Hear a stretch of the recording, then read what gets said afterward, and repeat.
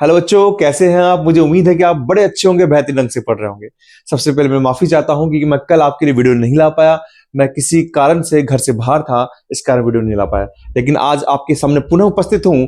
मैं चैप्टर 2 भू संसाधन एवं कृषि, जो हमने इसका शॉर्ट वीडियो जो था हमने देख लिया था, अब इसके वन लाइनर क्वेश्चन लेकर मैं आपके सामने हाजिर हूं। तो लीजिए शुरू करते हैं। पहला क्वेश्चन क्या है कि भू उपयोग का वर्गीकरण से क्या तात्पर्य है। भू उपयोग के वर्गीकरण से क्या तात्पर्य है। तो इसका मतलब यह है कि भूमि का उपयोग विभिन्न संवर्गों में करना, विभिन्न संवर्गों में करना भू उपयोग का वर्गीकरण कहलाता है, जिसे रिपोर्टिंग प्रपत्रों के आधार पर ज्ञात किया जाता है। यानी आप समझिए कि भूमि का उपयोग कहां कहां हो रहा है। वन अधीन क्षेत्र में हो रहा है, चारागाह में हो रहा है। तो भूमि का उपयोग विभिन्न संवर्गों में करना और उसे जानना रिपोर्टिंग प्रपत्रों के आधार पर, उसे भूमि उपयोग का वर्गीकरण कहते हैं। नेक्स्ट क्वेश्चन क्या है, भू उपयोग का वर्गीकरण रिपोर्टिंग पत्रों के आधार पर कौन करता है। तो ये करता है आपका भू राजस्व विभाग करता है। भू राजस्व विभाग ये करता है। नेक्स्ट क्वेश्चन, नक्शे बनाने व प्रशासनिक इकाइयों की सही भौगोलिक क्षेत्र की जानकारी करना है। रिपीट, सही भौगोलिक क्षेत्र की जानकारी करना, ये कौन करता है। ये करता है भारतीय सर्वेक्षण विभाग करता है। भारतीय सर्वेक्षण विभाग करता है, जिसका मुख्यालय कहां पर है, देहरादून में है। नेक्स्ट क्वेश्चन, भू राजस्व विभाग द्वारा भू उपयोग के कितने वर्गीकरण बताए गए हैं। 8 वर्गीकरण बताए गए हैं। अगला क्वेश्चन, भू राजस्व विभाग द्वारा भू उपयोग के वर्गीकरण के नाम लिखे। तो पहला तो क्या है, वन अधीन क्षेत्र है। मैं सारे नाम लिखता हूं, वन अधीन क्षेत्र है। दूसरा क्या है, बंजर एवं व्यर्थ भूमि है। बंजर व व्यर्थ भूमि है, यानी वह भूमि जो बिना किसी तकनीक के माध्यम से इसको अपन सही नहीं कर सकते, वो बंजर ही रहेगी। तीसरा आपका क्या है इसके अंदर, गैर कृषि कार्यों में प्रयुक्त भूमि है। गैर कृषि कार्यों में प्रयुक्त भूमि है। चौथा आपका क्या आ जाएगा, यहां पर चारागाह क्षेत्र आ जाएगा। चारागाह क्षेत्र इसमें आ जाएगा। पांचवा इसमें क्या आ जाएगा आपके पास में, फसल जो उपवन क्षेत्र है, माफ कीजिएगा, उपवन जो क्षेत्र है वो इसमें आ जाएंगे। छठवा आ जाएगा आपके पास में वर्तमान प्रतिभूमि। वर्तमान प्रतिभूमि इसमें आएगा। आपके पास सातवां आ जाएगा पुरातन प्रतिभूमि आ जाएगा। पुरातन प्रतिभूमि आ जाएगा। और आठवां आ जाएगा कृषि योग्य तो है लेकिन व्यर्थ भूमि है। ये आपका पूरे 8 जो है, जो भू राजस्व विभाग ने किए वर्गीकरण, ये ध्यान रखना, वो बता दिया मैंने आपको। नेक्स्ट, वर्तमान प्रतिभूमि किसे कहते हैं। तो ये आ जाएगा कृषि भूमि की गुणवत्ता को बनाए रखने के लिए। कृषि भूमि की गुणवत्ता को बनाए रखने के लिए अगर कृषि भूमि को 1 वर्ष से कम या 1 वर्ष तक खाली छोड़ा जाता है तो उसे हम वर्तमान प्रतिभूमि कहते हैं। और यदि इसी भूमि को भूमि को गुणवत्ता बनाए रखने के लिए भूमि को 1 वर्ष से लेकर 5 वर्ष तक खाली छोड़ते हैं तो उसे पुरातन प्रतिभूमि कहते हैं। नेक्स्ट क्वेश्चन, कृषि योग्य व्यर्थ भूमि। इसमें क्या होता है कि भूमि को 5 वर्ष से अधिक समय तक क्या रखा जाता है, खाली छोड़ा जाता है, उसको कृषि योग्य व्यर्थ भूमि कहते हैं। निवल बोए गया क्षेत्र क्या होता है, यानी कृषि भूमि पर जितनी बार मतलब फसल बोई या काटी जाती है, फसल बोई व काटी जाती है, उसे निवल बोया गया क्षेत्र कहते हैं। यानी कोई कृषि भूमि है, उस पर आपने एक बार, जितने क्षेत्र पर आप कृषि करते हैं ना, तो कृषि भूमि के जितने क्षेत्र पर फसल बोई या काटी जाती है उसे हम निवल बोया गया क्षेत्र कहते हैं। सकल बोया गया क्षेत्र किसे कहते हैं कि एक कृषि वर्ष में जितनी बार या 1 बार, 2 बार, 3 बार, जितनी बार फसल उगाई जाती है या फसल बोई जाती है उसे हम क्या कहते हैं, सकल बोया गया क्षेत्र इसमें कहते हैं। नेक्स्ट क्वेश्चन, 1950 से 51 से 2014-15 तक किन क्षेत्रों में भू उपयोग में वृद्धि हुई है। एक तो हुई है वन क्षेत्र में, क्योंकि वन क्षेत्र में वृद्धि करनी पड़ी है। दूसरी हुई है आपके यहां पर गैर कृषि कार्यों में प्रयुक्त भूमि, क्योंकि आपको पता है ना जनसंख्या बढ़ रही है। तीसरा आपका प्रतिभूमि है, जो वर्तमान प्रतिभूमि है उसमें वृद्धि हो रही है। और चौथा जो आपका आ जाएगा वो है निवल बोया गया क्षेत्र। निवल बोया गया क्षेत्र जो है उसमें भी यहां पर वृद्धि हो रही है। आप वीडियो देखेंगे आपको समझ में आ जाएगा।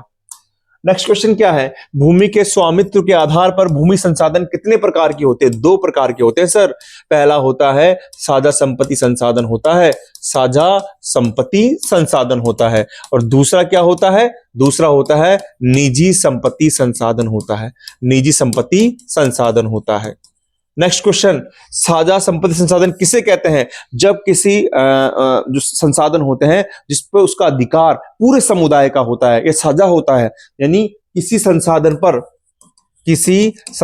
पर जो अधिकार होता है, उपयोग का अधिकार होता है, वो क्या होता है? साझा या पूरे समुदाय का होता है, तो उसे हम साझा संपत्ति संसाधन कहते हैं। और ये जो भूमि होती है वो राज्य के अधिकार में होती है, राज्य के अधिकार में होती है। साझा संपत्ति संसाधन किस वर्ग के लिए उपयोगी है? पहला तो आपके लिए जो कमजोर आर्थिक वर्ग है उनके लिए उपयोगी है। दूसरा आपके पास भूमिहीन जो किसान होते हैं, भूमिहीन किसान है जिनके पास किसान भूमि नहीं है, उनके लिए उपयोगी है। वो वहां पर अपने पास में लकड़ी काट कर ले आते हैं, या फिर मान लीजिए कंदमूल है या फिर शहद लेकर आ रहे हैं। और तीसरा हमारी गांव की जो महिलाएं होती है जो लकड़ी काट कर लाती है अपने ईंधन के लिए, आजकल तो वैसे गैस लग गई है, लेकिन उनके लिए ज्यादा उपयोगी होते हैं। नेक्स्ट क्वेश्चन क्या है, थोड़ा मैं जल्दी करूंगा जिससे वीडियो को हम कम शब्दों में समेट सके। भूमि बचत तकनीक में उत्पादन बढ़ाने के लिए कौन से उपाय अपनाए गए हैं? तो उपाय कौन से अपनाए गए हैं? पहला तो है कि फसल विशेष की उत्पादकता बढ़ाई जाए, फसल विशेष की उत्पादकता बढ़ाई जाए, यानी आप ऐसी फसल उगाएं जो ज्यादा उत्पादन करे, उत्पादकता बढ़ाई जाए। और एक दूसरा, भूमि का गहनतम उपयोग किया जाए, भूमि का गहनतम उपयोग किया जाए। ठीक है। अगला, कृषि सघनता या गहनता किसे कहते हैं? ये भी इसे कहते हैं कि ऐसे क्षेत्र जहां पर जनसंख्या अधिक होती है और श्रम की मात्रा ज्यादा होती है, तो वहां पर ऐसे क्षेत्र जहां श्रम की मात्रा ज्यादा होती है, श्रम की मात्रा ज्यादा होती है, वहां भूमि का गहनतम उपयोग किया जाता है, वहां भूमि का गहनतम उपयोग किया जाता है। उसे ही हम कृषि सघनता या गहनता कहते हैं। खरीफ की फसल किसे कहते हैं? देखिए, खरीफ की फसल की बात करें बेटा, तो आप यूं समझिए कि पहली बात तो ये मानसून आता तब उगती है, तो दक्षिण पश्चिमी मानसून जब आता है उसकी फसल है। ये उष्ण कटिबंधीय फसल है, उष्ण कटिबंधीय फसल है। चूंकि मानसून के समय आ रही है तो इसमें सिंचाई की आवश्यकता नहीं होती है, सिंचाई की आवश्यकता नहीं होती है। पॉइंट्स लिख सकते हैं आप। दूसरा, ये कब से कब तक बोई जाती है? ये जून से बोई जाएगी, आपके सितंबर तक बोई जाएगी। ठीक है, तो ये आ गया आपकी खरीफ की फसल के बारे में आ गया।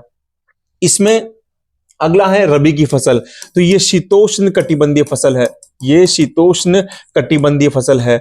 दूसरी बात, ये क्या होती है, ये कब उगती है? ये आपके अक्टूबर से लेकर मार्च तक उगती है और इसमें सिंचाई की आवश्यकता होती है, सिंचाई की आवश्यकता होती है।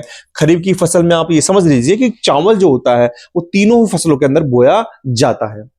नेक्स्ट क्वेश्चन, दक्षिणी भारत में चावल की 3 फसलें क्यों बोई जाती हैं? हाँ, ये आ गया। यहां पर क्यों बोई जाती है? अधिक तापमान व आर्द्रता के कारण, अधिक तापमान व आर्द्रता के कारण दक्षिणी भारत में चावल की 3 फसलें बोई जाती हैं। 3 फसलों के नाम क्या है हम आगे पढ़ेंगे। आर्द्रता व नमी के आधार पर कृषि को कितने भागों में बांटा गया है? 2 भागों में बांटा गया है सर। एक तो बांटा गया है आपके पास में सिंचित कृषि। अब सिंचित कृषि भूमि जो है वो भी 2 भाग में है। पहला तो है रक्षित कृषि भूमि, और दूसरा हो जाएगा उत्पादक सिंचित कृषि भूमि, उत्पादक सिंचित कृषि भूमि। ठीक है। दूसरा आपके पास में वर्षा निर्भर या इसको बोलते हैं बारानी कृषि, ये भी 2 भाग में है। यह है शुष्क कृषि भूमि, इसका एक पार्ट तो शुष्क कृषि भूमि हो गया और दूसरा हो गया बात आर्द्र कृषि भूमि। ठीक है, तो 2 पार्ट हो गए सिंचित कृषि भूमि, 2 पार्ट उसके हो गए रक्षित उत्पादक, यानी फसल की रक्षा के लिए की जाए और फसल के उत्पादन बढ़ाने के लिए की जाए। और एक वर्षा निर्भर या बारानी कृषि कहते हैं, जो 2 पार्ट में है, शुष्क कृषि भूमि और आर्द्र कृषि भूमि। नेक्स्ट क्वेश्चन क्या है आपका? नेक्स्ट क्वेश्चन क्या है? संरचना के आधार पर खाद्यान्न फसलों को कितने भागों में बांटा गया है? 2 भागों में बांटा गया है सर। एक तो बांटा गया अनाज और दूसरा बांटा गया है दालें। एक तो बांटा गया अनाज, दूसरा बांटा गया दालें। आप प्लीज एक बार वीडियो देखना बेटा, उसके बाद एक क्वेश्चन करेंगे तो आपको अच्छा लगेगा, समझ में आएगा। अनाज कितने प्रकार का होता है? अनाज भी दो प्रकार का होता है सर। एक तो होता है मोटा अनाज, है ना, और एक होता है सर उत्तम अनाज। दूसरा क्या होता है? उत्तम अनाज। उत्तम अनाज। अच्छा सर, उत्तम अनाज में क्या आता है? उत्तम अनाज में सर गेहूं आता है और चावल आता है। और मोटे अनाज में क्या आता है? मोटा अनाज में जवार आता है, बाजरा आता है, मक्का आता है, मक्का आता है। ठीक है। देश के समस्त बोए गए क्षेत्र के कितने भाग पर खाद्यान्न उगाया जाता है? अब खाद्यान्न की बात आ गई ना बेटा, तो खाद्यान्न की बात में अनाज भी आ गया और दाल भी आ गया, तो ये उगाई जाती है 2/3 भाग पर, या 66% कह सकते हैं हम, है ना। मैंने जो एक काम किया है इसमें, जितना आपके परसेंटेज का काम था, कितने भूभाग पर दाल उगती है, मूंगफली उगती है, वो सारे क्वेश्चन को एक साथ लिया है आपके लिए। अगला, भारत में कुल बोए गए क्षेत्र के कितने भाग पर अनाज बोया जाता है? 54% भाग पर अनाज बोया जाता है, और बोया भी जाएगा, जनसंख्या ज्यादा है, खाद्यान्न चाहिए उनको। नेक्स्ट क्वेश्चन क्या है आपका? देश के कुल बोए गए क्षेत्र में कितने भाग पर मोटा अनाज बोया जाता है? तो यह है 16.5% भाग पर मोटा अनाज बोया जाता है। भारत विश्व का कितना प्रतिशत चावल उत्पादन करता है? बड़ा मोस्ट क्वेश्चन है, 21.9% करता है। भारत विश्व का कितना परसेंट गेहूं उत्पादन करता है? इसका उत्तर हो जाएगा, बताइए, सोचिए आप, 12.8% करता है। कितना करता है? 12.8% करता है। देश के कुल बोए गए क्षेत्र में कितने प्रतिशत भाग पर दालें उगाई जाती है? 11% भाग पर दालें उगाई जाती है, 11% भाग पर। भारत विश्व में कितना परसेंट मूंगफली का उत्पादन करता है? ये करता है आपके 19.5% मूंगफली का उत्पादन करता है। सारे परसेंटेज वाले क्वेश्चन मैंने एक साथ ले लिए हैं आपके लिए, फायदेमंद रहेंगे, आप करिएगा। भारत विश्व का कितना परसेंट जूट का उत्पादन करता है? 60% उत्पादन करता है सर। रबी की प्रमुख फसलों के नाम करें तो बेटा, ये एक तो है गेहूं, एक है जौ, एक है चना, एक है सरसों। ठीक है। खरीफ की प्रमुख फसल करें, चावल, चावल आपके बाजरा, मक्का। ठीक है। ये जो भी फसल आ गई आपकी, मूंगफली आ गई, आपके जितनी फसलें आ गई, हम वो सब इसमें आ जाएगी। सर्वाधिक प्रति हेक्टर गेहूं की और चावल का उत्पादन किस राज्य में होता है? तो ये बेटा हरित क्रांति का कमाल है, पंजाब और हरियाणा में होता है। कहां होता है? पंजाब और हरियाणा में होता है। किसके कारण? ये होता है हरित क्रांति के कारण, हरित क्रांति के कारण होता है। नेक्स्ट क्वेश्चन क्या है? चावल के सर्वाधिक उत्पादक राज्य कौन से हैं? तो ये आपका हो गया पश्चिम बंगाल हो गया और बिहार हो गया। ठीक है। यहां पर मैंने उत्पादक राज्य सारे एक साथ ले ली हैं। गेहूं का सर्वाधिक उत्पादन कहां होता है? यूपी में होता है और एमपी में होता है। ज्वार का सर्वाधिक उत्पादन राज्य कहां होता है? ये महाराष्ट्र में होता है। बाजरे का सर्वाधिक उत्पादक राज्य कहां होता है? ये राजस्थान में होता है। कहां होता है? राजस्थान में होता है। नेक्स्ट क्वेश्चन क्या है? प्रमुख दाल, दाल आप पढ़ेंगे, एक तो पढ़ेंगे चना और एक पढ़ेंगे अरहर। ठीक है। प्रमुख मोटा अनाज, इसमें क्या पढ़ेंगे आप? इसमें हम सर पढ़ेंगे ज्वार पढ़ेंगे, आप बाजरा पढ़ेंगे, आप मक्का भी पढ़ सकते हैं और आप रागी भी पढ़ सकते हैं। पंजाब हरियाणा, ये बहुत अच्छा क्वेश्चन है। पंजाब हरियाणा उत्तरी राजस्थान में चने के फसल क्षेत्र में कमी का कारण क्या है? क्योंकि इस क्षेत्र में हरित क्रांति के कारण, हरित क्रांति के कारण गेहूं के फसल क्षेत्र में वृद्धि हुई है। गेहूं के फसल क्षेत्र में वृद्धि हुई है। इस कारण क्या हुआ है? चने का जो फसल क्षेत्र है वो ऑटोमेटिक क्या हो गया? कम हो गया, डाउन हो गया। लाल चना या पिजन पी किसे कहते हैं? ये कहते हैं अरहर को, या फिर इसका दूसरा नाम है तुर। अरहर और तुर को क्या कहते हैं? लाल चना या पिजन पी कहते हैं। नेक्स्ट क्वेश्चन क्या है? अरहर तू का सर्वाधिक उत्पादक राज्य कौन सा है? तो सर्वाधिक उत्पादक राज्य इसका हो जाएगा महाराष्ट्र। कौन सा हो जाएगा? महाराष्ट्र हो जाएगा। मुख्य तिलहन फसल कौन सी है? मुख्य तिलहन फसल सर मूंगफली भी पढ़ेंगे हम इसमें सरसों भी पढ़ेंगे, हम इसमें सूरजमुखी भी पढ़ेंगे, है ना, और इसके अंदर सोयाबीन भी पड़ेंगे। ये तिलहन है, तेल निकाला जाता है इनसे। मूंगफली का सर्वाधिक उत्पादक राज्य कहां पर है? गुजरात है सर, गुजरात, है ना, कपास वाला। सरसों का सर्वाधिक उत्पादन राज्य कौन सा है? राजस्थान है, राजस्थान। सरसों का अनुसंधान, अगला क्वेश्चन क्या है? सरसों का अनुसंधान केंद्र कहां पर है? यह है आपके सेवर में है। सेवर कहां पर है? भरतपुर में है। सेवर कहां पर है? भरतपुर में है।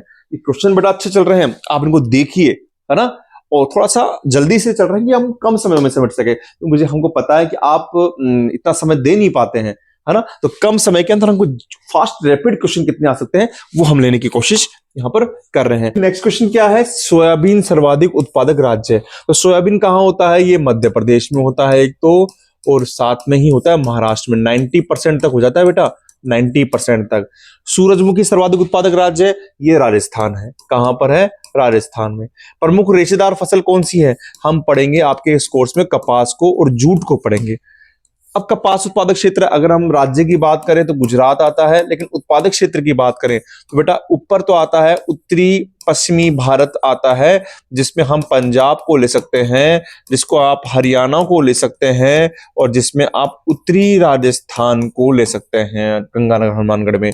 दूसरा आप ले सकते हैं गुजरात और महाराष्ट्र ले सकते हैं, और आपके अगर दक्षिण की बात करें तो आप यहाँ पर कर्नाटक भी ले सकते हैं और तमिलनाडु भी ले सकते हैं।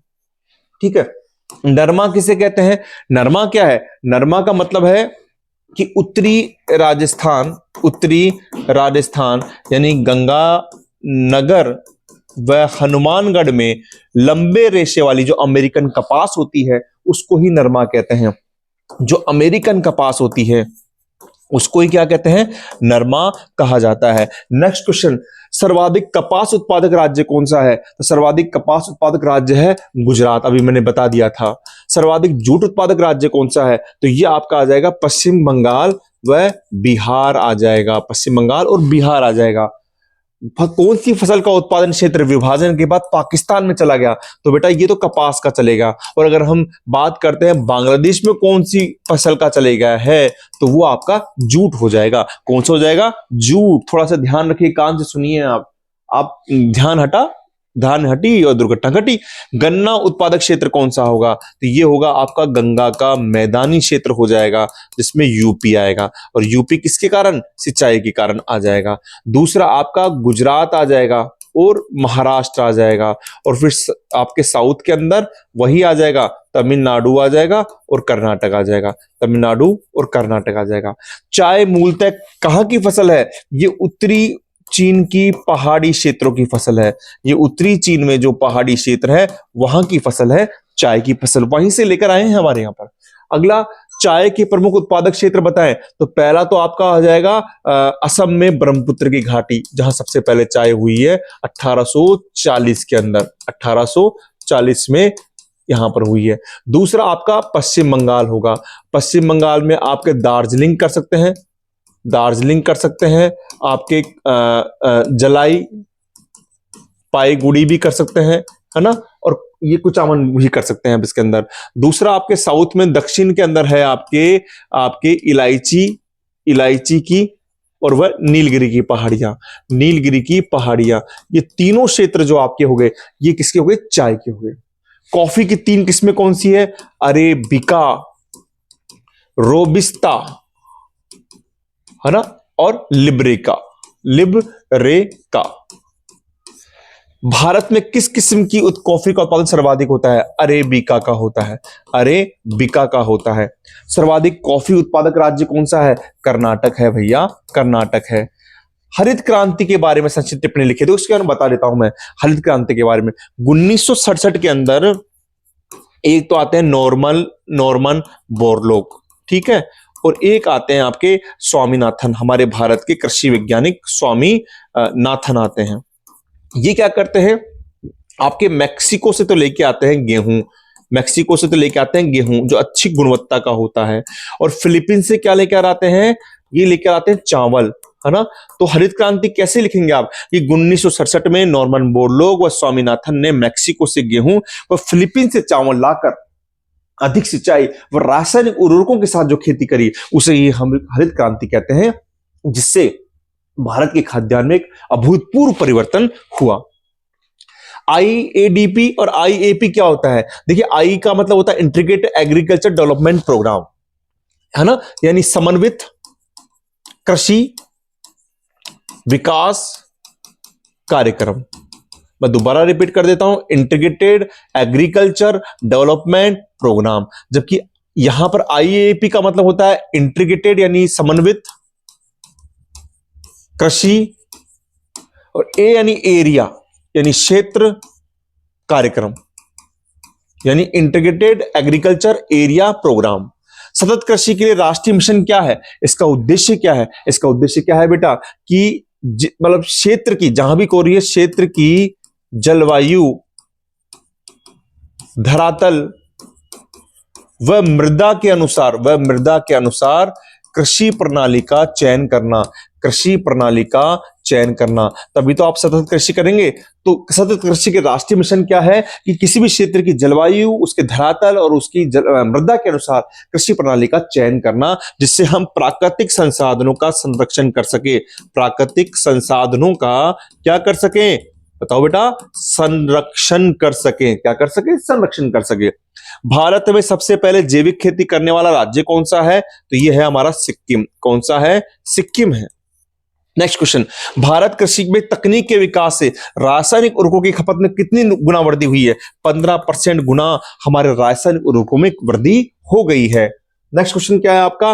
भारत का किसान पोर्टल, ये एक ऐसा वेब पोर्टल है, ये एक ऐसा वेब पोर्टल है जहां किसान को कृषि संबंधी सभी जानकारी मिल जाती है, कृषि संबंधी सभी जानकारी मिल जाती है। जैसे मान लीजिए मृदा के बारे में मिलेगी, कृषि यंत्रों के बारे में मिलेगी, आपको कैसी खाद प्रयुक्त करनी है वैसे उसकी जानकारी मिलेगी, कैसे बीज चाहिए उस सब की जानकारी आपको यहाँ पर मिल जाएगी, कृषि बीमा, किसान का बीमा हो, सब जानकारी आपको मिल जाएगी।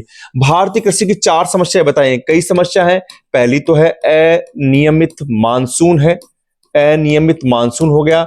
दूसरी क्या हो जाएगी आपके? भूमि सुधारों की कमी है, भूमि सुधारों की कमी है। एक आपके पास में क्या हो जाएगी?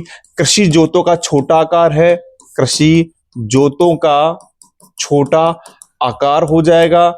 इसके अलावा आप क्या कर सकते हैं? वित्तीय संसाधनों की कमी है, वित्तीय संसाधनों की कमी है, ऋणग्रस्तता है। इसके अलावा क्या कर सकते हैं? अल्प बेरोजगारी भी कर सकते हैं। यहाँ पे इसके अंदर यहाँ पर आप क्या कर सकते हैं? मतलब निम्न उत्पादकता भी कर सकते हैं। ये सब हमारी कमियां हैं। कृषि भूमि के निम्नीकरण से आप क्या समझते हैं? देखिए, कृषि भूमि का निम्नीकरण से मतलब यह है कि कृषि पर, यानी कृषि भूमि पर जनसंख्या के अधिक दबाव से संसाधनों का अधिक भूमि का दोहन किया जाता है। यानी कृषि भूमि पर जनसंख्या के अधिक दबाव से कृषि भूमि का गहनतम उपयोग किया जाता है, जिससे भूमि में कई कमियां आती है। हमारे पास जो कृषि प्रणाली है बेटा, वो भी क्या है? दोषपूर्ण है, वो भी इतनी अच्छी नहीं है, दोषपूर्ण है। दूसरा, हम सिंचाई भी क्या करते हैं? अधिक सिंचाई करते हैं। हरित क्रांति के बाद में सिंचाई भी बहुत ज्यादा करते हैं। उसी कारण कृषि की भूमि में निम्नीकरण की समस्या आ गई है। जैसे लवणता की बात कर सकते हैं, हम क्षारीयता की बात कर सकते हैं, भूमि के बंजर की बात कर सकते हैं। तो क्या लिखेंगे कि हमारी कृषि प्रणाली की कमियों तथा सिंचाई के अधिक उपयोग के कारण भूमि में निम्नीकरण की समस्या आ गई, भूमि कई समस्या आ गई, जैसे कृषि लवणता, कृषि क्षारीयता या बंजर भूमि, ये इसकी काफी समस्या है। देखिए, एक क्वेश्चन और बनता है, अगर हम बात करें कि निम्न में से शीतोष्ण कटिबंधीय फसल कौन सी है? निम्न में से शीतोष्ण कटिबंधीय फसल कौन सी है? आपको मैं ऑप्शन दे रहा हूं, चावल है क्या, या भैया बाजरा है क्या, या फिर आपको दे दिया मैंने चना है क्या, और आपको दे दिया गेहूं है क्या? तो बताइए आप, शीतोष्ण कटिबंधीय फसल कौन सी है? तो आपने सही बता रहे हैं, सोच रहे हैं, इसमें कौन सी है? गेहूं है। तो मुझे उम्मीद है कि बेटा आपको चैप्टर समझ में आया होगा। आपने अगर पहले वीडियो देखा होगा तो ये क्वेश्चन बिल्कुल आसान है और आपने इन क्वेश्चंस के जरिए पूरे चैप्टर का रिवीजन किया है। मिलते हैं हम नेक्स्ट वीडियो में आपको नेक्स्ट चैप्टर के साथ में। आप यूं ही पढ़ते रहिए और मैं जल्द ही इन पूरी बुक को खत्म करके आगे आपके लिए मैथ का जो वर्क है वो लेकर आऊंगा। ठीक है बेटा, थैंक यू।